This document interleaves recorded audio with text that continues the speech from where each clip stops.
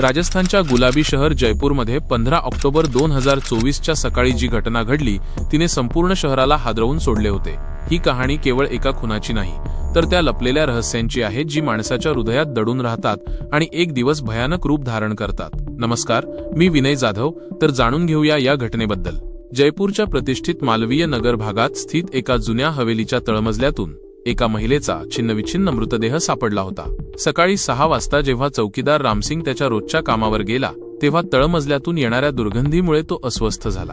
जेव्हा त्याने तळमजल्याचा दरवाजा उघडला, तेव्हा त्याच्या डोळ्यांसमोर जे दृश्य होते ते पाहून तो ओरडत बाहेर पळाला।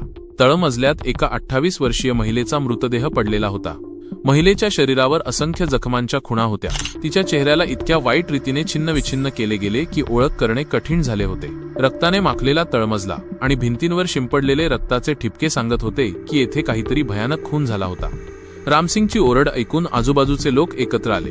कोणीतरी ताबडतोब पोलिसांना फोन केला। 20 मिनिटांनंतर मालवीय नगर पोलीस स्टेशनमधून एक टीम इन्स्पेक्टर राजवीर सिंग यांच्या नेतृत्वाखाली घटनास्थळी पोहोचली। इन्स्पेक्टर राजवीर सिंग हे एक अनुभवी पोलीस अधिकारी होते, ज्यांनी त्यांच्या 15 वर्षांच्या कारकिर्दीत अनेक गुंतागुंतीची प्रकरणे सोडवली होती। परंतु हे प्रकरण पाहून ते देखील आश्चर्यचकित झाले। घटनास्थळाची तपासणी करताना त्यांना अनेक गोष्टी विचित्र वाटल्या।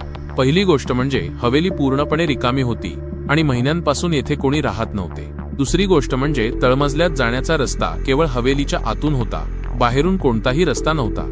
तिसरी आणि सर्वात विचित्र गोष्ट म्हणजे मृत महिलेजवळ ओळखीचे कोणतेही साधन नव्हते।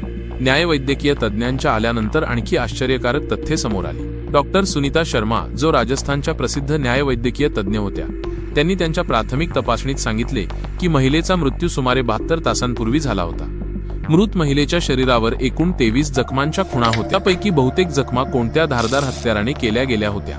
सर्वात आश्चर्यकारक गोष्ट म्हणजे महिलेच्या उजव्या हाताच्या बोटावर सोन्याची अंगठी होती, ज्यावर प्रिया नाव लिहिलेले होते। डॉक्टर शर्मा यांनी हे देखील सांगितले की महिलेच्या नख्यांच्या खाली त्वचेच्या उतींचे तुकडे सापडले आहेत, ज्याचा अर्थ असा होता की तिने आपल्या हल्लेखोराशी संघर्ष केला होता।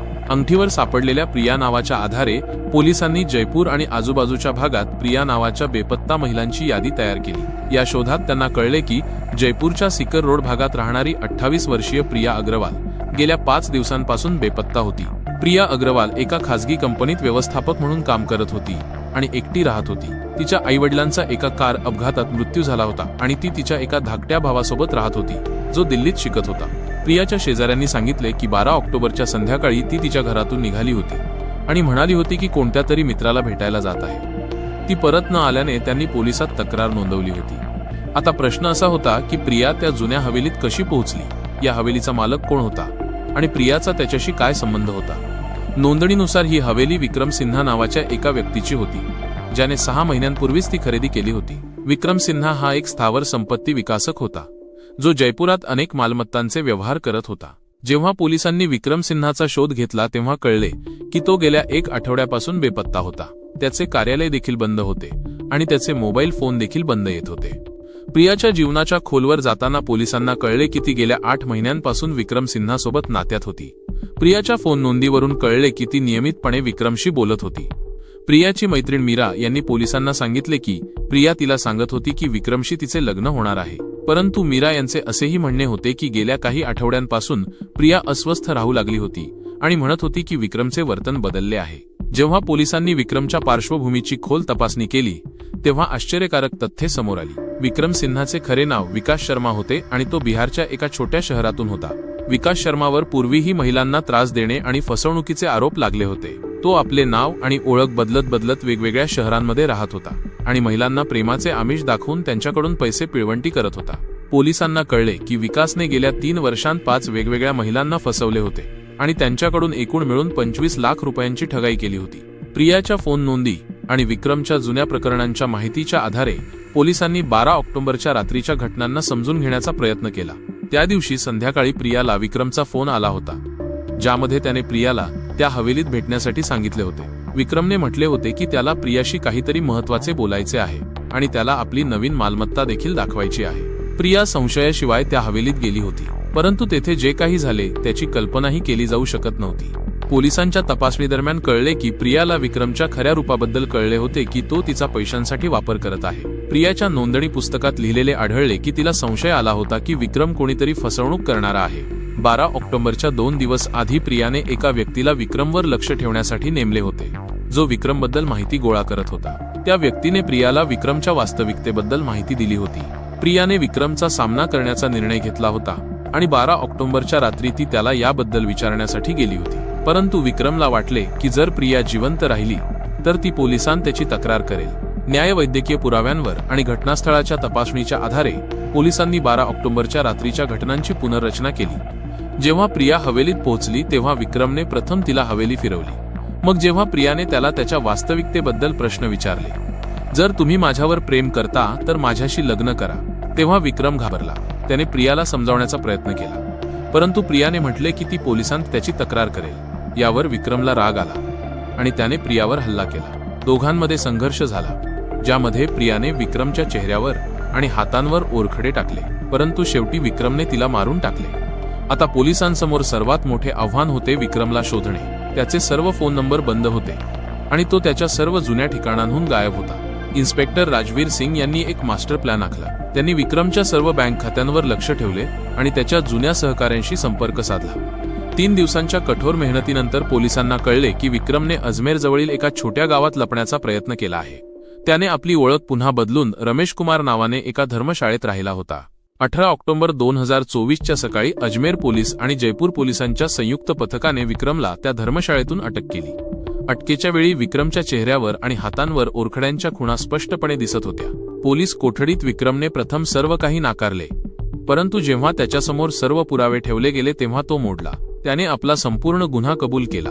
विक्रमने सांगितले की तो प्रियावर खरोखरच प्रेम करत होता, परंतु जेव्हा प्रियाला त्याची वास्तविकता कळाली तेव्हा तो घाबरला. त्याने म्हटले की त्याचे प्रियाला मारण्याचे हेतू नव्हते, परंतु रागात आणि त्याचे इतर गुन्हे कुठे पोलिसांना सांगू नये या भीतीने तो काबूबाहेर गेला.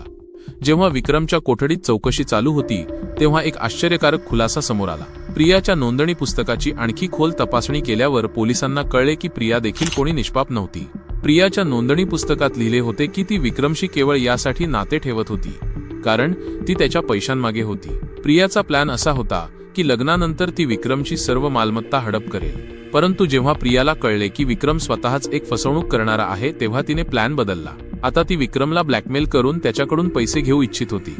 या नव्या खुलाशानंतर पोलिसांनी विक्रमची पुन्हा चौकशी केली. यावेळेस विक्रमने आणखी एक आश्चर्यकारक खुलासा केला. विक्रमने सांगितले की प्रियाने त्याला ब्लॅकमेल करण्याची धमकी दिली होती.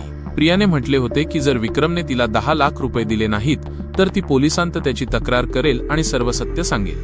विक्रमने हे देखील सांगितले की 12 ऑक्टोबरच्या रात्री हवेलीत केवळ ते दोघेच नव्हते, एक तिसरा व्यक्ती देखील होता, प्रियाचा माजी प्रियकर अमित राजपूत. अमित राजपूतबद्दल माहिती गोळा केल्यावर कळले की तो प्रियाचा महाविद्यालयीन काळातील प्रियकर होता. दोघांचे ब्रेकअप 1 वर्षापूर्वी झाले होते, परंतु अमित अजूनही प्रियावर प्रेम करत होता. विक्रमच्या मते 12 ऑक्टोबरच्या रात्री जेव्हा प्रिया हवेलीत आली तेव्हा काही वेळानंतर अमित देखील तेथे आला. अमितला माहित होते की प्रिया विक्रमशी नात्यात आहे आणि त्याला ती परत मिळवायची होती. हवेलीत तिघांमध्ये एकमेकांवरून वाद झाला. प्रियाने दोघांना सांगितले की ती कोणावरही प्रेम करत नाही, ती केवळ पैशांमागे आहे. यावर दोघे खूप रागावले. अमित राजपूतचा शोध घेताना पोलिसांना कळले की तो देखील गेल्या काही दिवसांपासून गायब होता. त्याचा फ्लॅट देखील रिकामा होता आणि त्याच्या कार्यालयातही तो आला नव्हता. 2 दिवसांच्या शोधानंतर अमित राजपूतला उदयपूर जवळील एका हॉटेलमधून अटक करण्यात आली.